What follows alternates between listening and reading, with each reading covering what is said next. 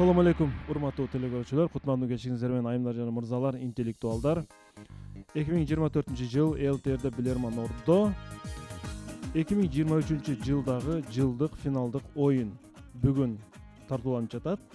Бүгүн жылдык финалдык оюнда Сагынбек Мамановдун командасы келген, телекөрүүчүлөр каршы ойношот. Бүгүн чечүүчү, эң жыйынтыктоочу оюндардын бири десек болот. Анда эмесе команданы ордого чакырууну мен баштайм. Демек, Иманбек Нурдинов жылдык финалдык оюнга келген. Муниципалдык кызматкер, команда мүчөсү. Жумабек Кушбаев, студент, команда мүчөсү. Айбек Кыргызбаев, студент, келечектеги медик, доктор, мындайча айтканда. Арген Тилек уулу, келечектеги математик. Алишер Маматиса уулу, жылдын мыкты билерманы номинациясынын ээси.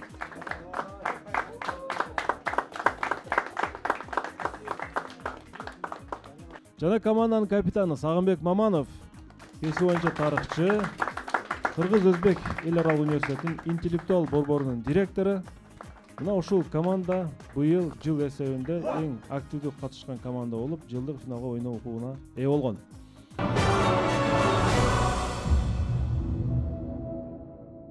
Мына ошентип биз 2023-жылда жыйынтыктап алдык жана оюндун акырында биз ушул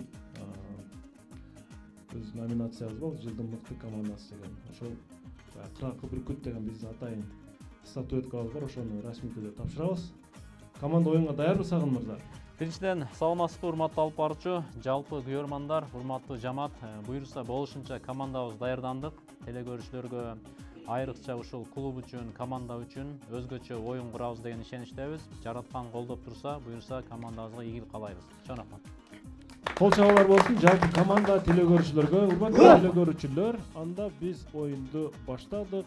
Демек, расмий өнөктөштөрүбүз Барбол адал таптуу дайыма жаңы гана продукциясы менен бизди кубанып келет. 17 жылдан бери рынокто Барбол өзүнүн ордун жоготкон жок жана күндөн күнгө өсүп өнүгүп жатат. Барболго чоң рахмат. Жана ошондой дагы бир өнөктөшүбүз Актив дизайн, каллиграфия жана жарнак борбору силерге ийгиликтерди каалайт. Жана дагы бир өнөктөшүбүз Таев Костюмс силерге ийгиликтер каалайт. Ошондой эле бүгүн мыкты билерманга Таев Костюмс акысыз сертификат берет. Каалаган убагында барып, ушул дүкөндөн өзүнө жараштуу болгон костюмду тандап кийип кетсе болот.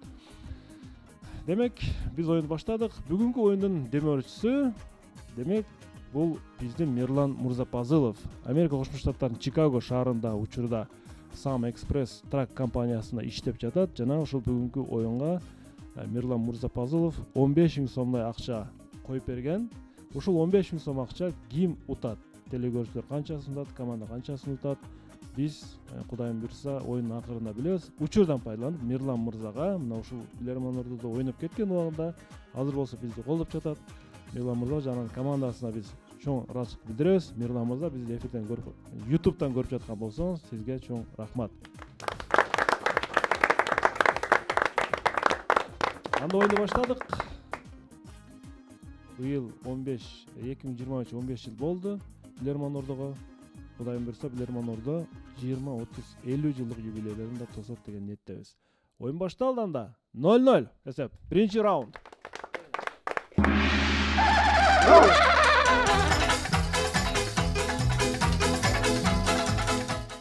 Биринчи раунд. Команда 50 секундада ким жооп беришин аныктайсыз, капитан. Орозбек Абдибалиев, Ош облусу сиздерге каршы суроо берет. Орозбек мырза фото сүрөтүн жөнөтпөптүр. Орозбек мырза кийинки суроолордо сиз фото сүрөтүңүздү жана так кайсы район экенин бизге жазып койсоңуз жакшы болот. Сыр сандык аркылуу суроосун кабыл алабыз. Сыр сандык студияга. Суроо.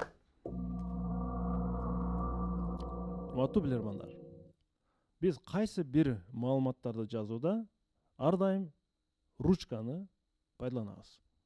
Көпчүлүк кызматкерлерде мамлекеттик кызматкер болобу, жеке ишкер болобу, айтор кайсы кызматтын ээлери болсун, бул ручканын орду өтө чоң. Анткени кагаз жазыш керек. Сөзсүз туурабы? Бирок ошол эле кесиптердин арасында метеорологдор дагы бар. Аба ырайын билүүчү кесип ээлери. Алар өздөрүнүн кесиптик китепчесин толтурууда сыр сандыктын ичиндеги нерседен пайдаланышат. Сыр сандыкта эмне бар? Ким жооп берет? Айбек мырза жооп берет. Айбек мырза. Урматтуу алып баруучу, сандыкчанын ичинде калем бар. Эмне үчүн дегенде алар аба ырайын жазууда ручканын сыясы муздап калат, ошон үчүн алар калемден пайдаланышат. Маалыматтар. Жооп кабыл алынат. Көрөбүз. Сыр сандыктын ичинде эмне бар? Калемби же башка предметпи?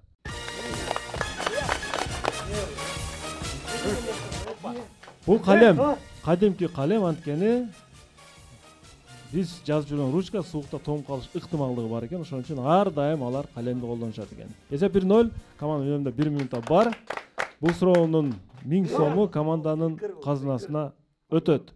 Экинчи раунд жана 1 минут сом акча. Экинчи раунд.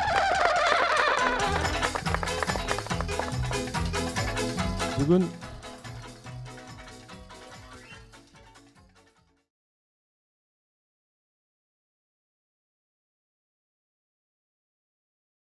Жахангир Кайнаров, Өзбекстан, Сырдария облусу Сарылдоба районунан сиздерге каршы суроо берет. Жахангирдин суроосуна өтөбүз. Янака Баснаяке аттуу адам, аты фамилиясы ушундай экен. Янаке Баснаяке аттуу адам көп убакыт бою жер астында бир нече метр тереңдикте көмүлүп жатып, натыйжада каза болуп калат. Бул балким физикалык мыйзам ченемдүү көрүнүштүр. Анын өлүмүнөн кийин кайсыдыр бир тармактын редакторлук тобу анын үй бүлөсүнө барып, жөн гана көңүл айтуу менен чектелет. Сабыр кылгыла деп коет. Сиздерге суроо. Бул адамдардын тобу менен Янаканын кандай байланышы болгон? Кетти минута. Светчилер эмес, светчилер. Светчилер болушу мүмкүн, Светчилер болсун. Жөнгө айтат. Редактордор, бул редакторларды наркы дүйнөдөн маалымат алып келдим деген эмеспи? Жанагы аракыл катары. Жок. Мен жерге көмүп жатат да, жерге көмүп жатат, анан мен наркы дүйнөдөн силерге жаңылык алып келдим деген эмеспи? Балким ал режиссер болгон, Ошол же жердеги болбосо журналист болгондагы анын топтоп келиш керек болгон маалыматты алар редакторго бериш керек болгон. Телевиденияга. Жердин астындагы кабарчы деп айтып ойлоп атам да менчи. Жердин астындагы кабарчы болгон да. Жок, ал Көмүп койгон, анан кийин ал кабырда немени билет деген. Жердин астындагы нерселерди билип келди деп ушу редакторлорго берген да. Алар болсо ошо эмне ужас нерселер жазган редакторлор деп атам да менчи. Ужас контенттер жазган. Дагы башка багыттачы. Жобосун Дагы бир вариант, адам кейпинде келген периштелер эмес. Ушу журналист кабарчы деп атам да, жердин астына көмүлүп туруп, анан ошо өлүм менен байланышат анан кийин иштеген телевидениянын же неменен Ислами багытта кара. ислами диний багытта карап көрсөк, мындай адам кейпине кирип келген периштелер болушу мүмкүн да. Кадимкидей кызматкерлер жөнүндө уктуп. Жок, алардын редакторчусы болушу мүмкүн, жетекчиси болушу мүмкүн. Кандай байланышы бар? Редактор жетекчи болуп атат да ошо. Ошондо ушул багытта маалымат берүүчүлөр. Кабарчы болгон. Аларга тапшырмасы боюнча Жөн эле болгон. неме айтып берип атат да, жөн эле Мындай көрүп жазгандар анча жаңы болсо элек. Ошо кабырдан неме билип келген. Оюңузда тура Сага мырза ким жооп берет? Барчы экинчи суроо жоопту Алишер мырза. Алишер Маматиса уулу. Урматтуу алып баруучу, биздин оюбуз боюнча бул редакторлор кайсы бир коркунучтуу окуяларды жазган гезит же китептин редакторлору болушу мүмкүн. Көмүлгөн адам болсо ошол көмүлүп, ошол жердин астындагы же тиги дүйнөдөн жаңылыктарды алып келип жазып жүрөм деп иштеген редактор кабарчы болушу мүмкүн да.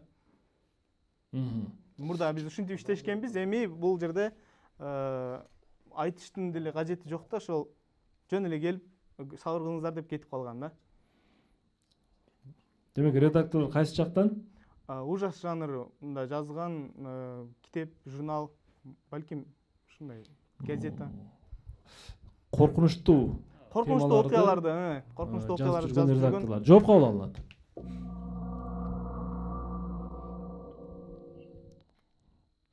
Янаке Баснаякеге эмне анча зарыл болду экен? Жер астына өзүнүн жанына өзү кастык кылып, көмүлүп өлүп калуу. Бир нече метр тереңдикте. жаңылык. Туура жооп. Бул редакторлор Гиннестин рекордтор китебинин редакторлор болгон. Алар Янаке Баснаякени көрүшкөн. Янаке булар менен кадимкидей эле келишим түзгөн. Демек ал рекорд коюп атат, мынча тереңдикте көмүлүп калып. Жанагы үй бүлөсүнө кайсыдыр бир өлчөмдөгү акча каражаты берилип атат. Янаке Баснаяке өзүн эң тереңдикте көмүлүп өлгөн адам катары Гиннестин рекордтор китебине катталган. 1-1 эсеп. 1-1.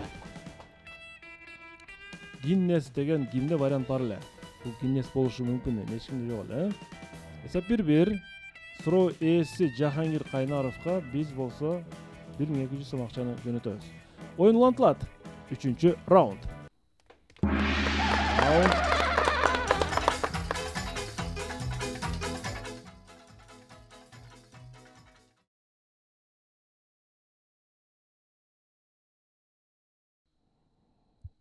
Янаке Баснаяке өз жанын өзү ыраазы болуп кыйган адам.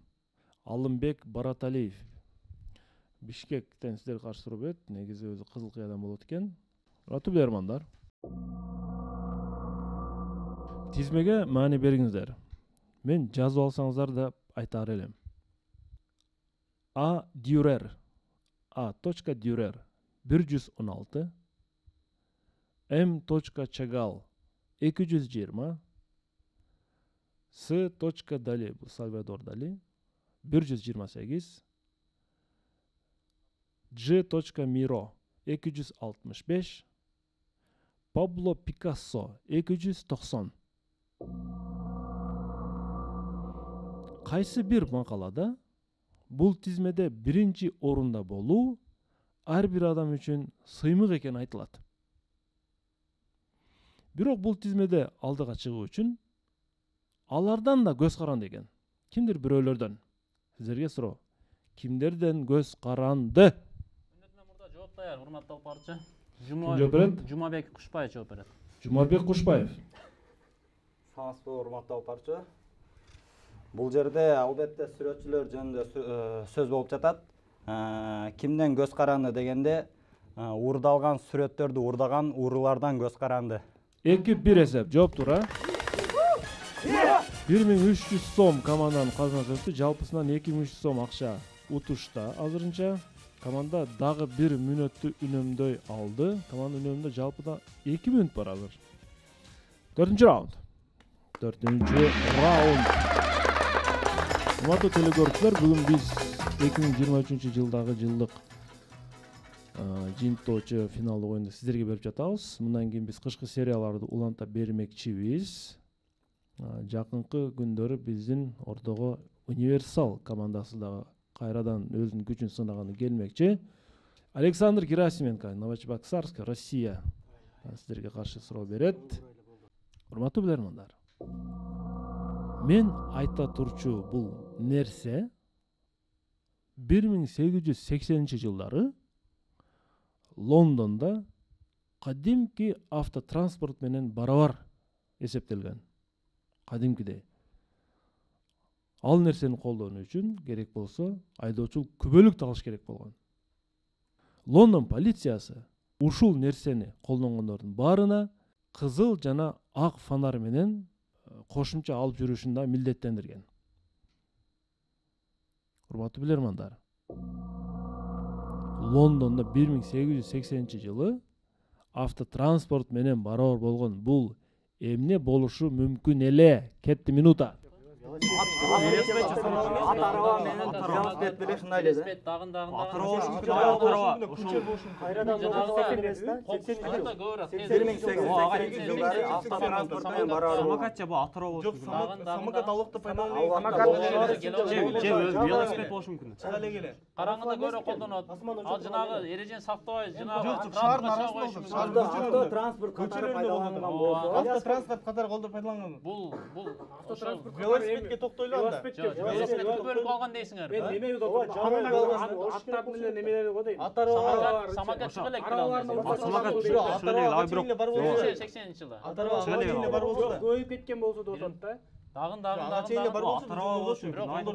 бөлүп берген ушул нерсеге. Ылдамдык Жок, велосипед 1770-жылдары чыкканда, анан Лондонго келгенден кийин өнүккөн болушу. жанагы майыптардын арабасы эмес. Коляска болушу мүмкүнбү? Бирок Германияда бар болуш Автоунаанын ылдамдыгына тең болуш керек. Тең болот да. Автоунаанын ылдамдыгына. Кайсы? Кимди күтүшү керек мен. Ким? Алишер Өрөйлө. Сагын мырза, Алишер мырза жооп берет урматтуу. Алишер Маматиса уулу, бул эмне? Урматтуу алпарчу, бизде велосипед деген же шайтан араба деген вариант чыгып атат. Себеби дегенде биринчи чыккан автоунаалардын ылдамдыгы биз билебиз анча жакшы эмес болгон, азыркыга салыштырмалуу. Ал убактагы велосипедтердин ылдамдыгы дагы менимче ушул автоунааларга тең болгон болушу мүмкүн. Ошол себептен ылдамдык бирдей болгон үчүн велосипедтердин дагы ошол фонарик алып жүрүүсү, анан кийин полициядан каттоодон өтүшү зарыл болгон. Түшүнүктүү. Демек велосипед жооп кабыл алынат. 1880-жыл Лондон. Туура жооп. 1880-жылы Лондонда транспортко барабар катары коляскалар эсептелген, урматтуу билермандар. Анткени коляскаларды ал убакта каалаган адам колдоно алган эмес. Коляскалар ак сөөк адамдар колдонгон. Көбүнчө жанагылар жолдон өтүп баратып, кызыл жана ак фонарларды иштеткен. Анткени калган транспорт күтүп туруш керек болгон ал өтүп баратканда. Поворотниктерин иштеткен, башканы иштеткен. Бул коляска. Менче сагында бар болчу бул вариант. Урматтуу акырына чыгып калды. Коляска эмеспи деген бир сөздөр чыкты, бирок ага маани берсе. Коляска болгон. Велосипед болушу мүмкүн эмес эле, анткени бул өтө жөнөкөй суроо болуп калыш керек эле эгер велосипед болсочу. Бөлүк албайт го. Демек, Александр Герасименко 1500 сом акча утту бул раундтан жана биз телекөрүүчүн куттуктайбыз. Кайрадан теңдешүү. Оюн болсо улантылат. Бүгүн жылдык финал 5-раунд. 5-раунд башталды. Раунд. Коляскалар ал кезде билесиздерби? Өтө чоң болгон коляскалар. Чоң коляскалар болгон да. Аны бардык адамдар колдоно алган эмес. Ошон үчүн полиция, Лондон өкмөтү аны баягы ак сөөк адамдар көчөдө колдонуп жүргөн үчүн алардын эрежелерин да сактап берген да. Бирок кадимкиде айдоочу күбөлүк алган ага дагы. Сыймык Абалбаев Бишкек шаарынан силерге каршы суроо берет. Урматтуу билермандар, бул суроону мен Мухаммед пайгамбардын медицина аттуу китептен алдым дейт. Белгилүү алым Имам Ахмад минтип айтат экен. Төмөнкү 4 сыпатка ээ болгон тамак аш ар дайым берекелүү тамак болуп эсептелет. Биринчиси, эгерде ал тамак жегенден мурда бисмиллах деп айтылса. Экинчи, эгер ал тамак желген соң Кудайга шүгүр келтирилсе, альхамдулиллах деп. Төртүнчү, эгерде ал тамак адал жолдор менен иштелип табылган акчага келген болсо, мен сиздерге үчүнчүсүн айтпай койдум. Эми сиздерге суроо. Имам Ахмад айткан 3 сыпатта эмне деп айтылышы мүмкүн? Кетти.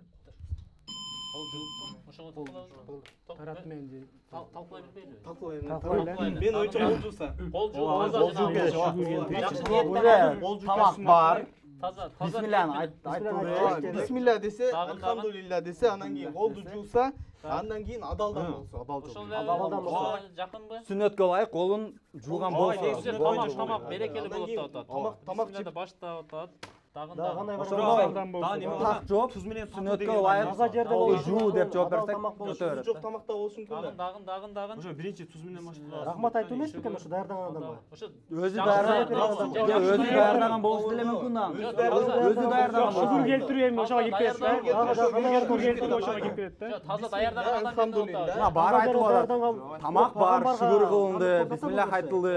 Адалдан болуп атат. Сүннөткө ылайык кол жууш керек. Башка маселе калбайт атат. Дагы сүннөт боюнча дагы дагы таза даярдаш керек bu адам.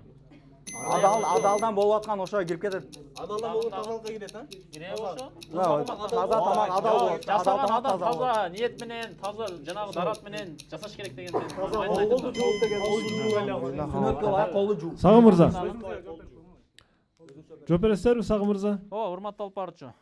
Ким жооп берет? Бул жерде кыска жооп берет. Тамак берекелүү болуш үчүн деп атат. Тамак берекелүү болуш үчүн.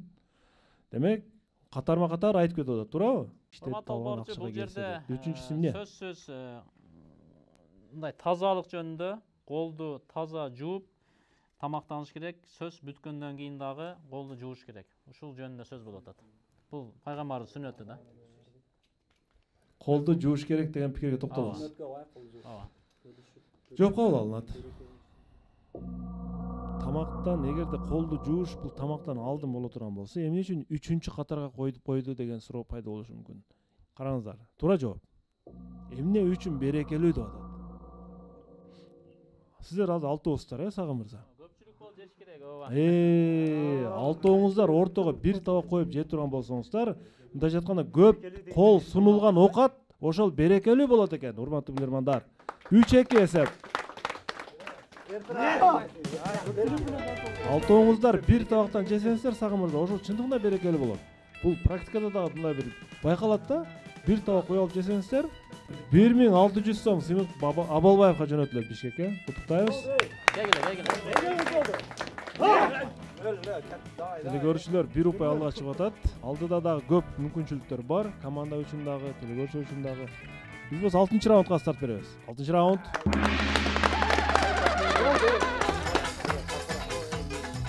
Калича Сасиеванын командасы туура жооп тапкандыгын мен байкадым.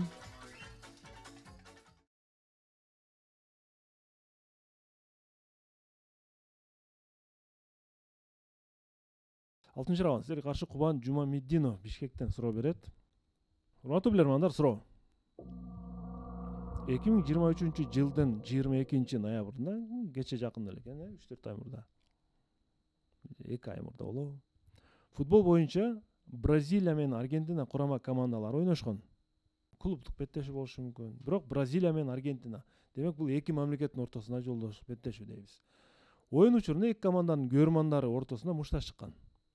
Футбол тууралуу карикатура сүрөттөрүн тарткан Омар Мамани мына ушундай сүрөттү коомчулукка чыгарган.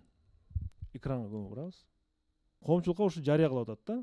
Жана бул сүрөттүн астында мындай деген сөз жазган. Эмилиано Мартинес Аргентина курамасынын дарбазачысы гана эмес. Улантыңыздар. Дагы. Ал жакта уруш чыкканда Эмилиано Мартинес трибунага трибунага чыгып туруп, ошол дубинкаларын кармап туруп неме кылган да. Элдин коргоочусу болушу мүмкүн. Көрөрмандардын мекендин коргоочусу болушу мүмкүн. Намыстын коргоочусу болушу мүмкүн. Элдештирүүчү эмеспи? Элдештирүүчү. Товарищный оюн болсочу, дос. Аркасында. Ал жакта уруш чыгып кеткен. Анда болуп кеткен. Аркасында элдештирүүчү деп эмеспи? Сакчысы, элдин сакчысы. Ай, супермен эле мамлекеттин Герой деген эле маани берет, батыр деген маани. Жок, аркасында желек турат, желек. Аргентина. Желеги Аргентина мамлекеттик клубтан да, мамлекеттик клуб. Элдике. Бул жерде так айтыш керек да, же Аргентина, же мамлекеттин деп. Болгула. Аргентинанын коргоочусу болушу мүмкүн. Маратанын эле эмес, Аргентинанын да коргоочусу. Ооба. Карасаң. Маратан эле эмес, ушу Аргентина мамлекеттин коргоочусу болушу мүмкүн.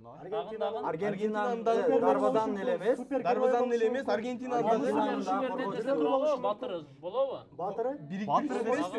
Экөөнү тең тосуп атат, эки жака. коргоочусу эмес. Калыс эмеспи? Калысыбы же жана коргоочусу? Дарбазачы эмес, калыстагы эмеспи? Сагын мырза. Сагын мырза. Давайте. Берели Айбекке.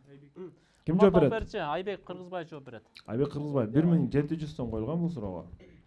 Урматтуу алып баруучу, Эмилиано Мартинес Аргентинанын дарбазачысы эле эмес, элдин коргоочусу деген сүрөт наам берилген. Эмнеге дегенде бразилиялык күч кызматкерлери, немелер, полиционерлер аргентиналык көрөрмандарды урганда ал трибунага өтүп туруп, ошол милиция кызматкерлерин токтотууга аракет кылган.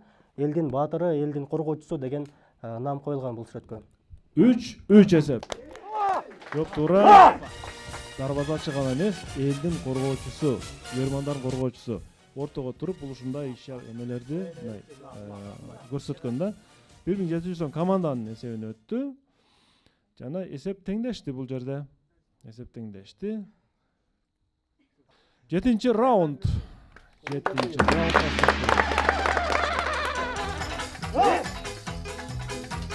7-чи раунд.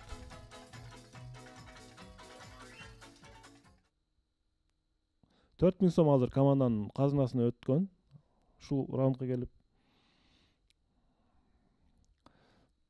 Актив дизайндан суроо. Биздин өнөктөшүбүз Актив дизайн. 1900 сом бул суроого коюлат. Жана бул Актив дизайн өзүнүн дагы байгеси бар, 1000 сом. Экранга көңүл бурабыз. Урматтуу билермандар. Бул рекламалык жарнак Индияда турат. Мындай жакында промо реклама деп коебуз. Үстүдө шиттин үстү жагында мындай бир оюлган, бир мындай күйгөн бир көрүнүштү көрүп турабыз да, мындай тешип кеткен, Ал эми суроо белги турган жерде кандайдыр бир нерсе жашылган. Ошол реклама болуп атат. Бул демек ушуну ушунчалык мактап атат, бул керек болсо шитти да күйгүзүп берет депчи. Урматтуу билермандар. Индиялыктарда мынчалык күчтүү эмне реклама болушу мүмкүн? Кетти. Ачки болушу мүмкүн. Зажигалка болушу мүмкүн. Лупа. Зажигалканын стили күйүп Лампочкада эле болушу мүмкүн. Айкос эмеспи? Электрондук сигарет эмеспи?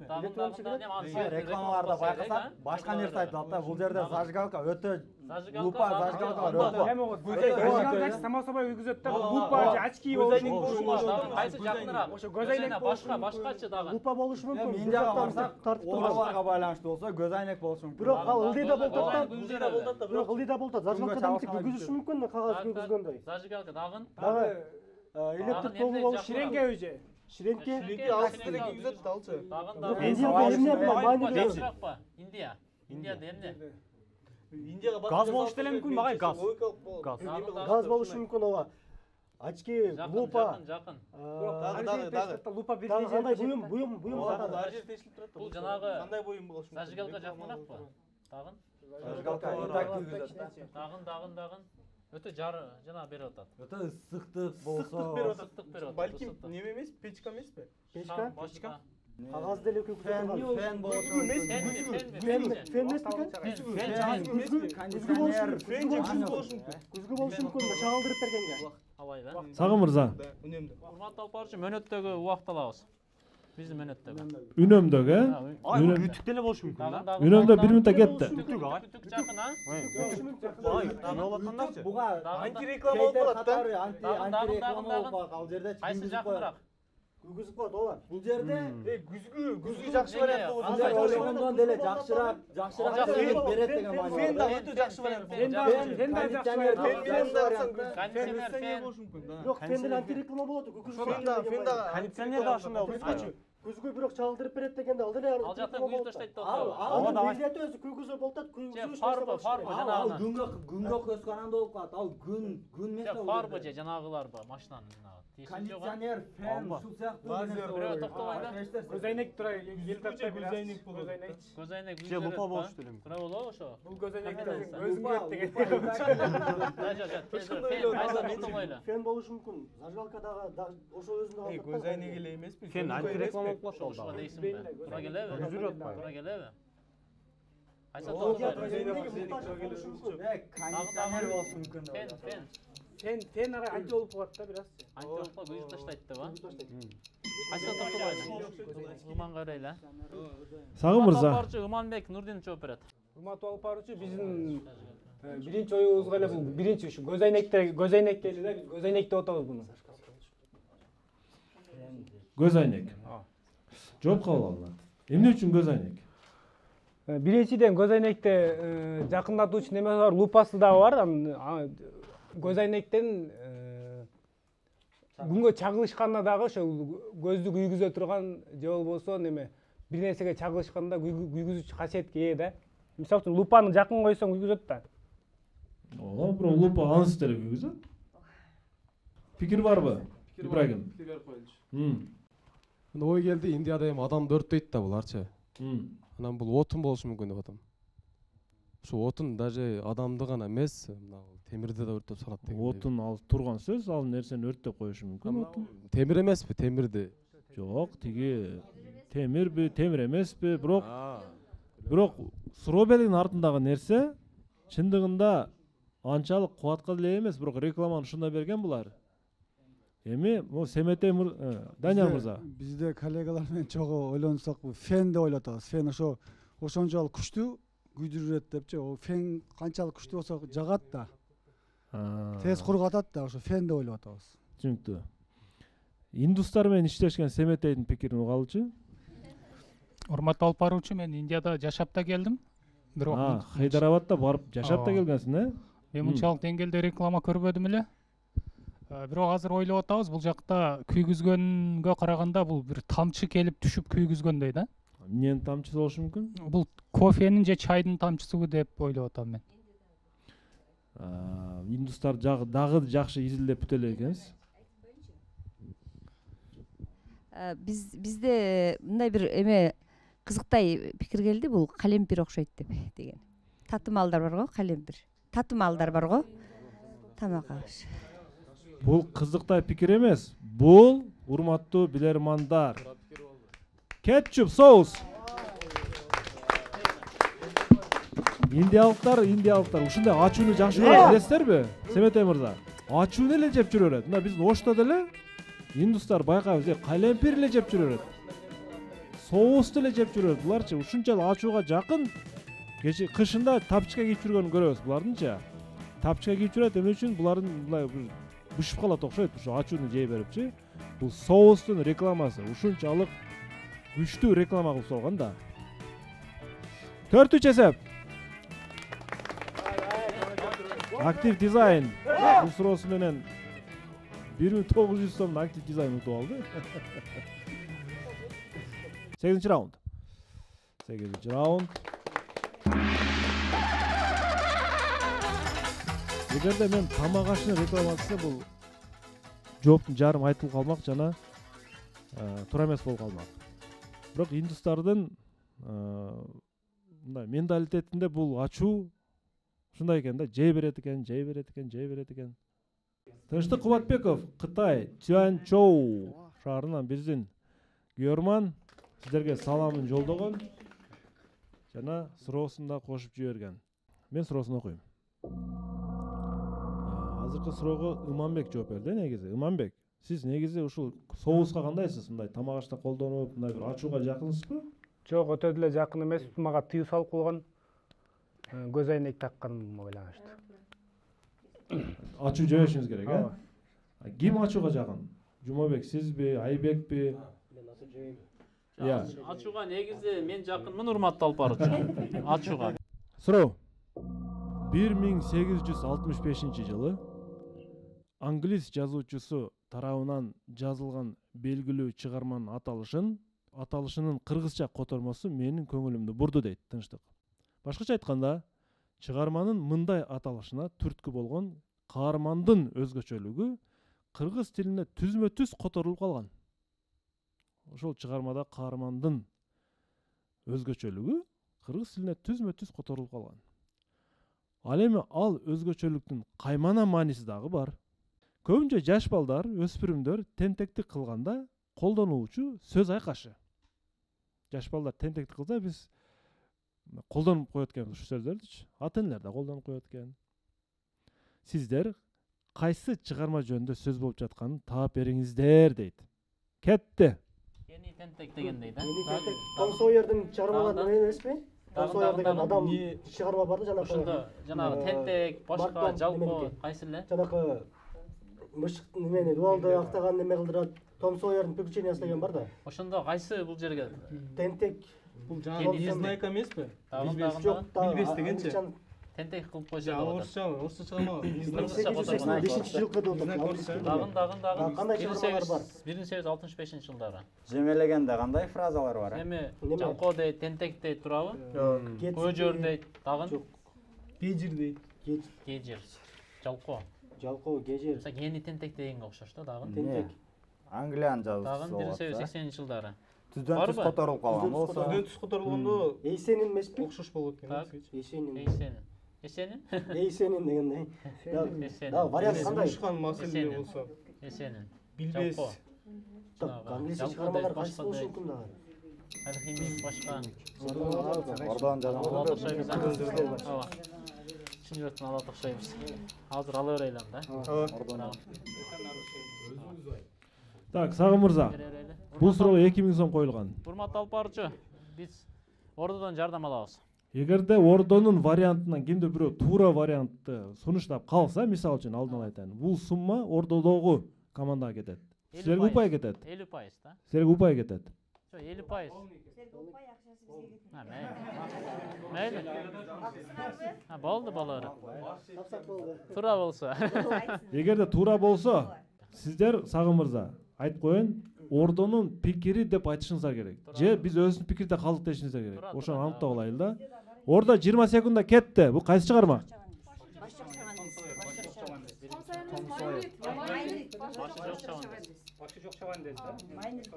Başı yok Turşat.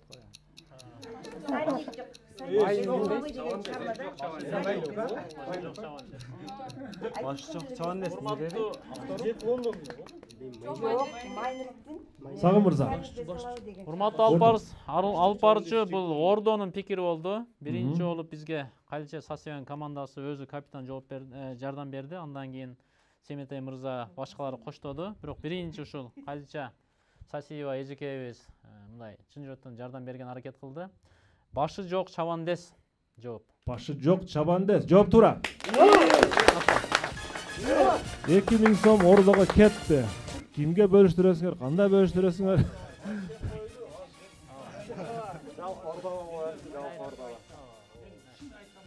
Тынчтык Кубатбековдун суроосун команда ордон жардам менен тапты жана эсеп кайрадан 4-4. Оюн улантылат. 9-раунд.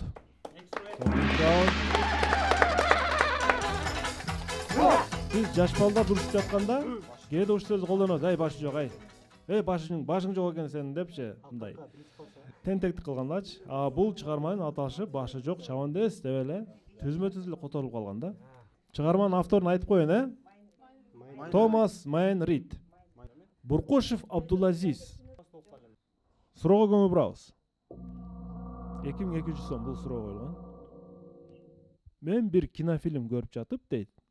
Мындай тарыхый окуяларга негизделген кинофильм көрүп жатып 1941-45 жылдары дейт. Ошо кинодон алган ошо суроону. Согуш учурунда орус аскерлери курамы жактан чындыгында аз болгон. Жардам келгенге чейин орус аскерлери душмандарды коркутуп артка чегиндирүү үчүн кандайдыр бир ыкмаларды колдонушкан. Ушул кинодон алып атат суроонучу. Эми сиздерге суроо. Орус аскерлерине, советтик аскерлер дейли, тагыраак, советтик аскерлерге жардам келгенге чейин алар немец душмандарын коркутуп артка чегиндирүү үчүн кандай ыкмаларды колдонушкан? Убактылуу болсо да кетти. Жасалма жокерлер, а? Самондан жокерлер жасаган.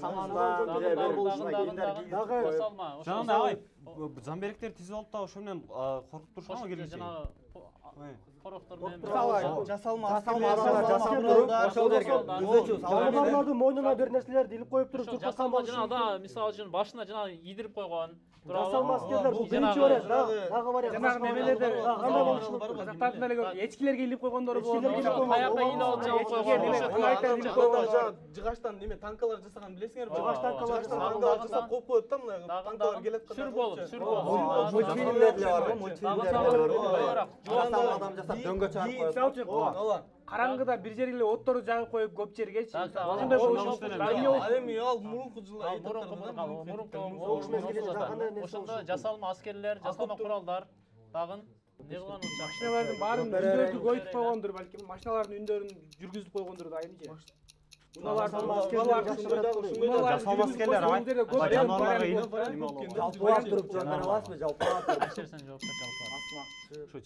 Сагын мырза. Урматтуу алып барчу, бул жерде бир фильм жөнүндө ототом, көп фильм бар түрдүү жанрда, бирок ушуну топтоп так жооп бергенге аракет кылат Алишер мырза. Ошо кинофильмден алыптыр. Урматтуу алып барчу, биз суранат элек ушул, эгерде ушул мүмкүн болсо ушул кинонун аталышы берилсе жакшы болот эле. Туңгус деген кино экен. Туңгус. Ким көргөн көрбөгөн билбейм. Туңгус деген кинофильм дептир. Мен көргөм, адашпасам бул снайпер жөнүндө кино. Тайгалык токойдо жүрүп анан келип немистер менен согушуп калган Туңгус деген адам жөнүндө, снайпер жөнүндө. Мен адашпасам бул жерде жасалма аскерлер жасалма куралдар жөнүндө сөз кетет. Себеп дегенде жардам келгичекти алар немистерди кол салуудан сестентип турат да. Бул жерде жыгачтан немелерди, танкаларды, жыгачтан курал жарактарды, анан ошондой эле самандан ороп туруп үстүнө кийимдерди кийгизип, мындай бир кошумча күч келгендей адамдар ошол жерде советтик аскерлер көп болгондой, көп тургандай көрсөткөн да. Алдамчылык, наркыларды алдоо, немис душмандарды алаксытуу канчалык. Бул албетте жакын арада билинет, бирок ошентсе дагы аларды бир канча убакта сестентип турат да. Сиз бул кинофильмди көргөнсүз? Көргөм. Түшүнүктүү. Жооп кабыл алынат. Демек сиз орус аскерлери тараптан көрсөтүлүп жаткан бир ыкмаларды айтып атасыз. Азырчы ошондой жоопторду айттыңыз. Эми мен телекөрүүчүнүн жообун айтайын. Эгерде көргөн болсоңуз, анда бул көрүнүштөр бар ошол жерде. Согуш учурунда душмандардын, немистердин ичине ок атышкан. Ичине мындай өлбөй турган орган да, ичине. Эмне үчүн ичине ок аткан? Ичине ок тийген душман бул сөзсүз түрдө онтойт, кыйкырат. Баягы ооругачы, пороктун оорусуна кыйкырат дагы, жанында турган, ушунда паника пайда кылат дагы, жанында турган неместик солдаттар баягы эмне деп коет? Паникадан улам артка чегине берген. Булар ичине атып баштаган. Кармап турган убактылуу. Душмандар тарапка өздөрүнөн эмес, Алишер мырза. Телекөрүүчү мына ушул жерде сиздерге берип атат. 5-4 эсеп. 5-4 Абдулазиз Буркушев ош шаарында 2200 сом. Славелашкет. Акчалап эген утуп алды. 10-чу раунд.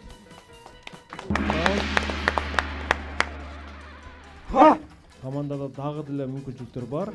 Азыр команда эгерде туура жооп берсе 5-5 болот. Анан чечүүчү раундга барабыз. Туура эмес жооп берсе, тилекке каршы команда жеңилип калат. Аруна Тазабекова Бишкектен силерге каршы суроо берет. Экранга көңүл бурабыз. Урматтуу көрөрмандар. Бул көрүнүштү Африкадан көрсөк болот. Дыйкандар түшүндөрүн пилдердин чабуулунан коргоо максатында зым менен туташкан мына ушундай тосмолорду жасап коюшат. Бул албетте жакшы натыйжа берет. Эми сиздерге суроо. Сүрөттөгү коробкалардын ичинде эмнелерди салып коюшат дыйкандар? Пилден коргонуу үчүн. Кетти минута. Неме эмес, күрүш эмеспи? Күрүш салып койгон. Ошодон жейт дагы кете берет. Ошонун ичинен жейт дагы кете берет. Яштен күрүш жейт дагы. Азыктар пилдер үчүн, а? Бул жакта чычкан эмеспи кечинде эле чычкандан коркот да пил. Пил болуп атат да. Же болбосо чычканды көзүнө көрсөтүш керек да, кантип көрсөтөбүз? Бул жерде ичинде күрүш бар, күрүштөн жейт дагы кете берет да. Чычкандагы күрүч. Ичинде ошол жинаган дыйканчылык болушу мүмкүн, мындай түшүм болушу мүмкүн. Максат пилден коргош. Максат пилден коргонуш болот. Дагы эмнеден качат? Пил көбүрөөк чычкандан дагы. Жылан тебелеп кетет ал. Жылан тебелеп кетет дагы. Вариант табайлы. Жок, жакпаган нерсе барбы пилге? Жакпаган пил жебей турган не бар? Күзгү көрсө болобу? Өзүн арыдан качабы? Болобу? Арыдан жанагы арыдан коркпойт. Же арыдан жанагы уясы. Калың да арыдан коркпойт. Арын уясы же. Так. Дагы көпчүлүк болсо Балары болуштан мүмкүн дейсизби? балары. Мисалы үчүн үстүнөн жаап койдуп карасаңар, Баларым жанагы. үстүн жаап койдуп да эми, конечно, ысык да Африкадачы. А түйүндө значит бир табигый бир нерсе бар да өлтүрбөй турганчы. Суу болсун.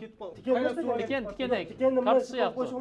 Дагы жеш керек да, карт сыяктуу жанагыбы. Ошо калемпир сыяктуу. Жет чыгарган бир нерсе эмеспи башка? Эмне чыгарат? Бал, башка картуз дагы.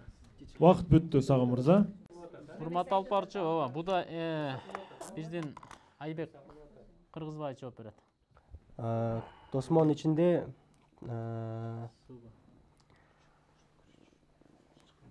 мындай буудай бар, буудайга тышкан келет. Пил тышкандан коркуп ал жакка өтө албайт. Жок, килей болбой калды. Жабыштырайын деди эле, бирок Коробканын ичинде буудай бар. Жооп кабыл алынат. Караңыздар, аябай көп тегеретип тоз койгон да, тегеретип тоз койгон. Пил келет дагы, мен туура жоопду айтып атам. Пил келет, пил айдоо аянтына киргенге аракет кылат. Киргенден кийин тосмоло зым пилдин денесине тиет. Ал зымды пил мындай бузуп өтүп кетиши мүмкүн, туурабы? Бузуп өтүп кеткенден кийин, демек, бул тосмолор кулайт, же болбосо айтор коробкалар кыймылдап баштайт. Мына ушул кыймылдап баштаган учурларда бул коробкалардын ичинен ызылдаган арылар чыгат. Урматтуу билермандар, арылар чыгат. Арылар чыгып, пилдерди арылар ызылдап, пил гана эмес, ар кандай жаныбарды ары мындай эме кылып салат да, жүдөтүп салат. Бар эле дейт. Ары деген вариант талкууда бар болчу. Ызылдагандан коркот. Ары пил арыдан коркпойт. Бирок ары пилди жүдөтөт. Ары пилди жүдөтөт, урматтуу билермандар. 6-4 эсебинде, урматтуу билермандар, Сагын Маматов командасы жылдык финалда жеңилип калды.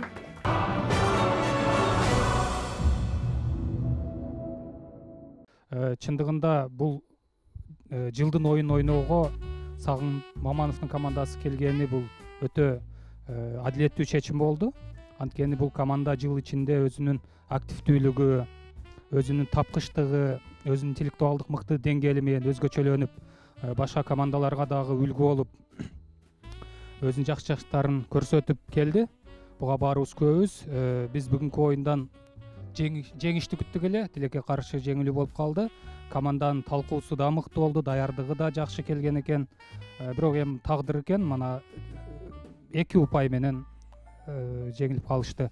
Кийинки оюндарда ойлойбуз жеңишсе керек. Ийгиликтерди каалайбыз. Бүгүнкү оюнда баары эле жакшы ойноду, бирок мага өзгөчө жаккан Айбек мырзанын оюну болду. Айбек Кыргызбаев бүгүн оюнда өзгөчөлөндү деп белгилейт Семетий мырза. Албетте оюн ушундай, бирде жеңилет, бирде жеңет деген, бирок биз үчүн булар бүгүн жеңүүчү эле болушту, аябай кандай жакшы оюн көрсөтүштү деп эсептейм. Ана мен дагы магистрдин пикирине кошулам. Айбек мырза бүгүн өзүнүн мыктылыгын көрсөттү. Жакшы, команда кандай болгон тагдырда дагы бул команда жылдын мыкты командасы. Жылдын мыкты командасы, биз ошол азыр номинацияны командага расмий түрдө тапшырып коелу. Семетей мырза, клубтун магистри катары командага тапшырып коюңуз, капитанга. Сагын мырза, куттуктайбыз.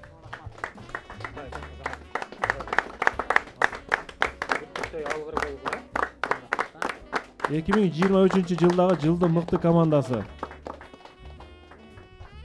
Белеңиздер кут болсун. 2024 жылы ким мыкты болот? Аны биз алдыдагы убакыттарда көрөбүз. Сыймык Абалбаев, демек, Бишкек шаарынын тургуну, бүгүнкү оюнда эң мыкты суроо ээси болуп, актив дизайндын акчалай сыйлыгы менен сыйланат. Акчалай утуштарыңызды кабыл алып коюңуздар. Мирлан Мурзапазылов биздин демөөрчүбүз. Барбол шириндиктери студияга. Жана Таев костюмовдун сертификаты. Ким? Жумабек Кушбаевге тапшырабыз анда бүгүн. Жумабек Кушбаев.